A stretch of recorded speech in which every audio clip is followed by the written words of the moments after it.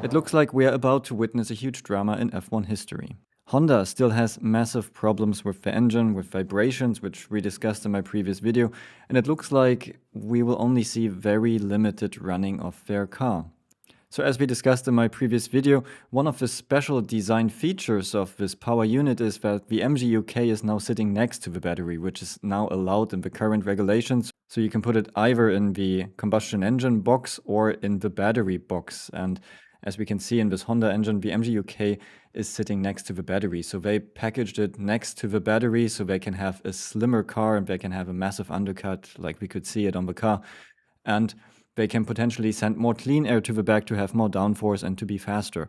But the problem is now, because of this rigid connection, you have all the engine vibrations right next to the battery, and we don't know how the connection here is, but it is very likely from what we hear from Honda that they get vibrations from the combustion engine into the battery, and the battery is shaking inside the monocoque and is damaging the battery case. From what we heard so far, it sounds like it does not just damage the cables or connectors, it really wears through the battery case. And that is a huge problem because, first of all, you need to identify the problem and find a solution for it. And on the other hand, to be able to drive again, you need spare parts. And that is no cheap and easy spare part. That is a high voltage battery of a F1 car. So it's not a part you can produce quickly. And it probably also takes longer than this 1 or 2 weeks they had between the test and the first race. So they really need to work on all fronts here. So finding a solution for that, identifying the problem first, and at the same time producing these spare parts to be able to run at all. So I guess we will see very limited running of the car, probably on Friday, on Saturday. So the thing for Aston Martin here is to avoid any fines because of the contracts they have with the commercial rights owners. So they need to participate at the race, and to avoid any fines, they need to start the race. The question is just, for how long can they race?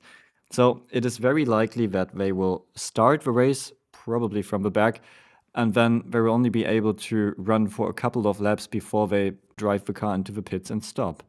So it is unlikely we will see the whole race distance covered, and it will be a big PR disaster for the team, but they can also not get out of this. They cannot just not race.